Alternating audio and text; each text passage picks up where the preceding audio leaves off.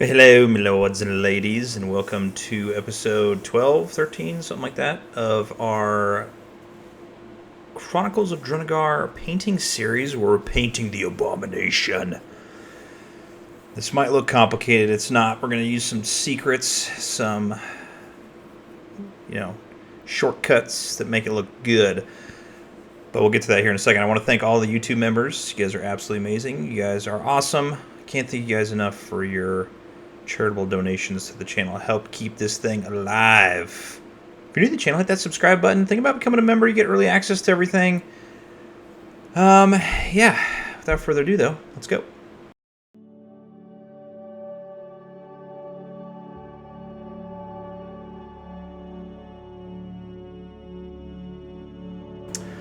All right, before you're going to get started on this step, we're going to scrape all those nasty mole lines off and then spray paint it in white or a bone white or some off-color white or pure white if you would like, whatever you would like to do, but some form of a white base.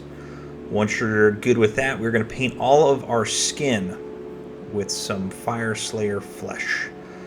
Now this is a perfect miniature to do this technique on because there's so many grooves and there's not a lot of flat surfaces. Speed paints do not look that great on flat surfaces, but they look great when there's a bunch of stuff going on, and it saves you a ton of time doing this. So we're going to go over all of the skin areas to include the hands, but don't forget the toes, the legs, all of the chest area, belly area, back, and keep those shoulders open where you see like the skin or the muscle exposed. We'll paint those up here in a little bit.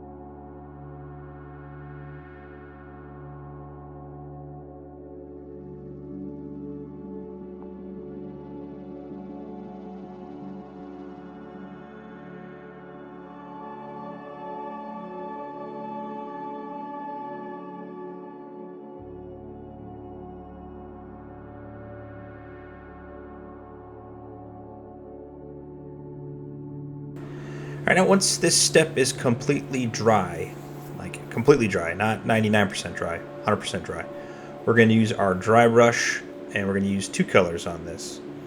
Our first one is going to be a Cadian Fleshtone that we're going to dry brush all over the place. Don't go overboard with it. Make sure that all of that paint is off your brush. Don't worry, it will catch on those raised surfaces, because that's what we want. And just go over it a couple times until you're satisfied with that level of a highlight. Once you're good with that, we're going to take some Kislev Flesh and we're going to do the same exact thing. And the reason why we're doing this first is because we want to get that out of the way, because we got to do some other painting on top of like the rods or the bone that's sticking out. Kind of reminds me of the Mistborn series. If anybody's read that, the spikes sticking out, you know what I'm talking about.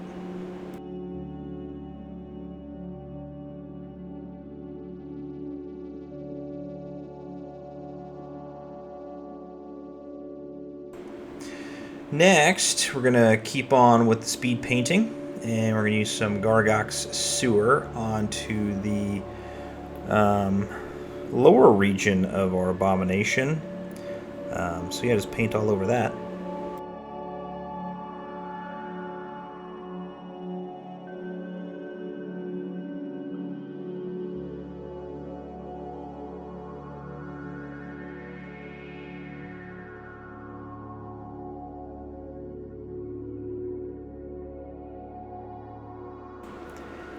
Next, we're going to use some Volupus Pink on the torn flesh that is coming out of the shoulders of our Abomination. Continuing on with the speed paint first theory.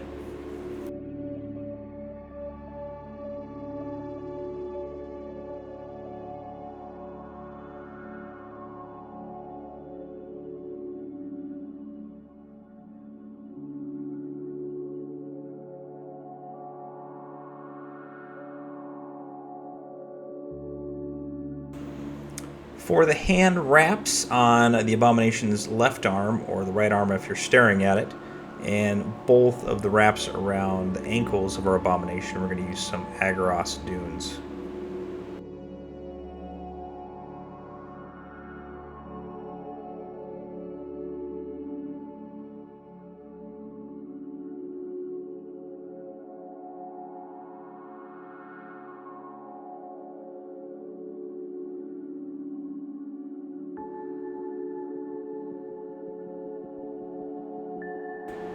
Next, for those little belt buckles sticking down, we're going to use some Cygor Brown just to kind of offset it. If you wanted to use the Garaghak sewer, you can. There's not much difference in these two colors, so it's very minimal. You can do whatever you want.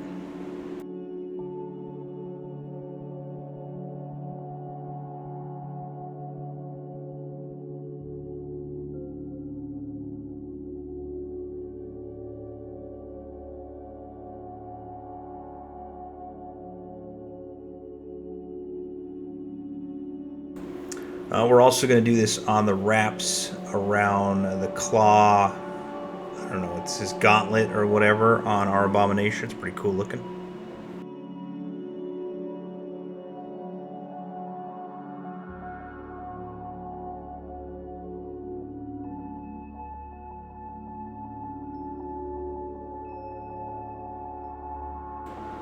We are then going to use some skeleton horde onto the skeleton on the ground. This paint was made for this skeleton.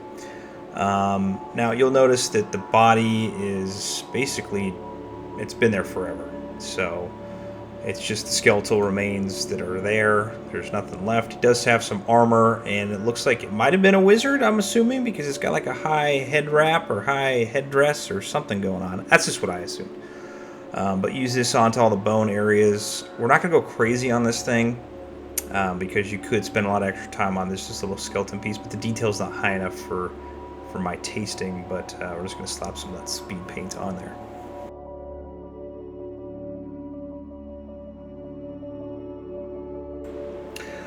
Next, we're going to use some Leadbelcher on all of our metal areas. So this includes all the chains, all the belt buckles, all the hooks, the chain or the head brace around our Abomination's neck, the gauntlet, those areas as well. You can also use this onto our skeleton on the ground. He's got a gauntlet on the left hand, and he's also got a shoulder piece that I would interpret to be metal as well, so use it on there as well, because you're going to see here in a little bit that I do not put it on there because I forgot, but I'm trying to save you that headache right now.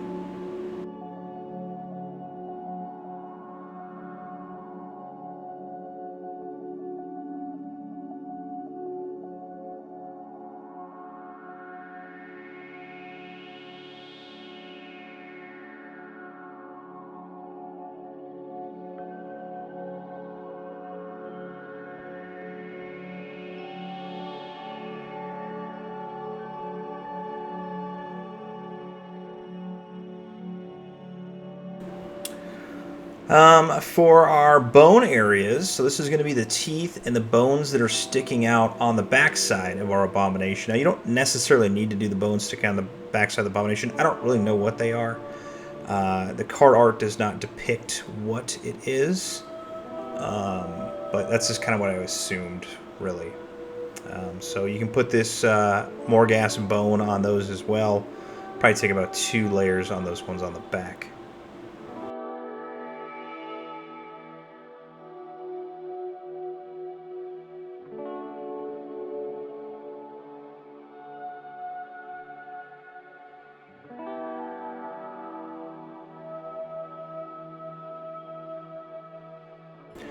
Okay, I had mentioned earlier that this is probably a very old body that's been here, so I kind of want to make the clothing like it was basically falling apart, so very old, moth-eaten, lost all hope in humanity type look.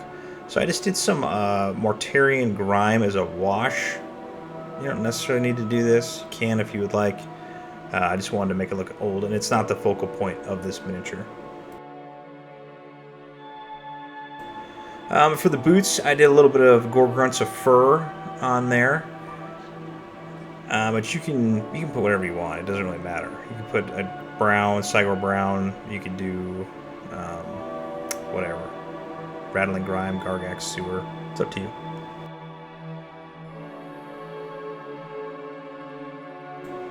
Alright, moving on to a couple washes here. The peanut butter to the Leadbelcher's jelly, some Nulin Oil. We're going to put that all over the metal areas. Duh.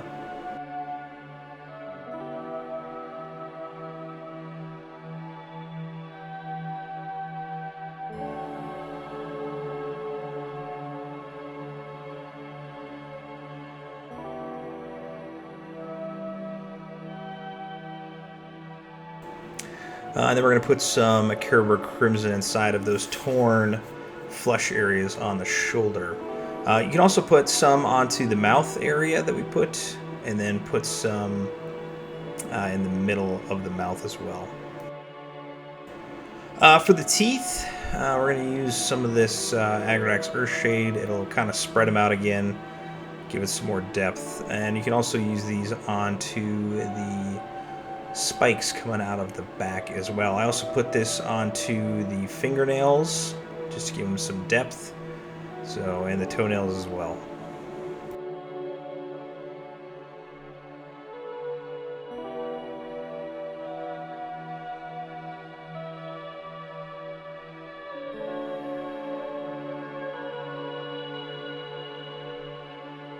Now, if you just did that step, we need to do our final highlight on the skin. So no better time than to wait for that other stuff to dry.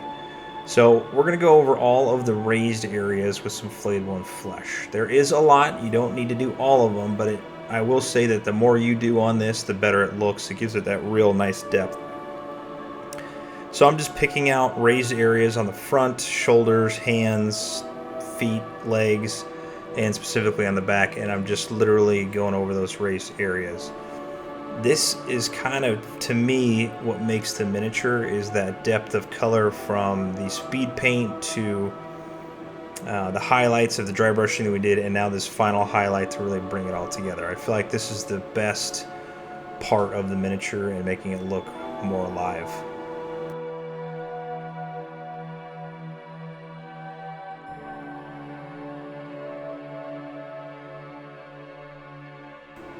I'm also going to use this on the teeth as well.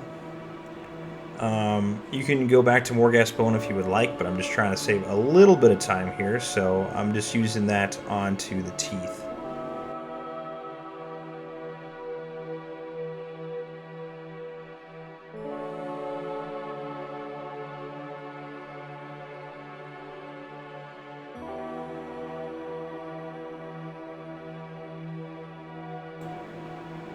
We gotta highlight up those tiny little eyes, so I put some white in those eyes, and if you mess it up, no big deal, put some Agrax Earthshade in there, let it dry, and then repaint the little white little eyes, super tiny.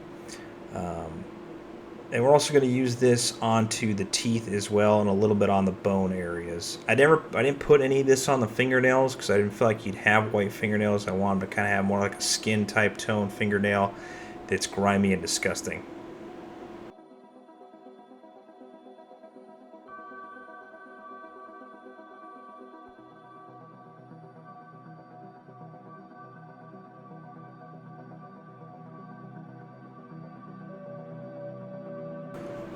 To highlight up all of the metal areas, we're going to use a little bit of Iron Hand Steel.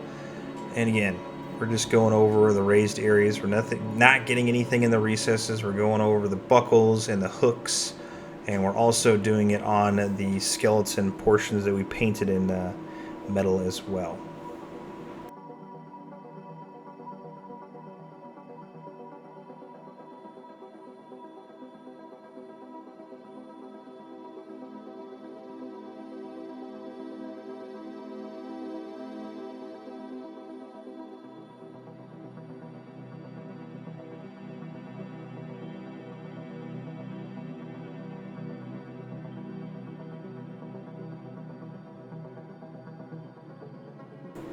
As we're wrapping things up here, I'm just going to do a little bit of an edge highlighting around all of our I don't know, loincloth areas with some Karak Stone. Not doing anything specific, just if there's an edge, I'm just edge highlighting it real quick just to give it a little bit more depth. It does add to it, in my opinion, and it makes it just stand out just a little bit more.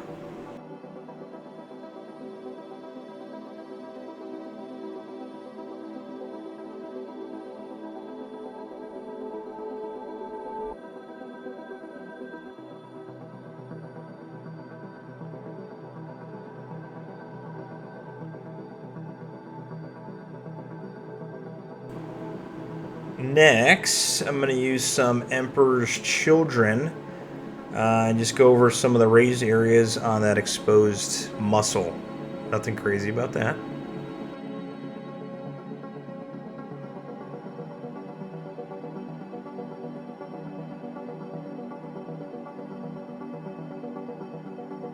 And now we're really winding down. I'm going to put some Basilicanum Grey all over the base. Been doing it for all of them, so no secret here.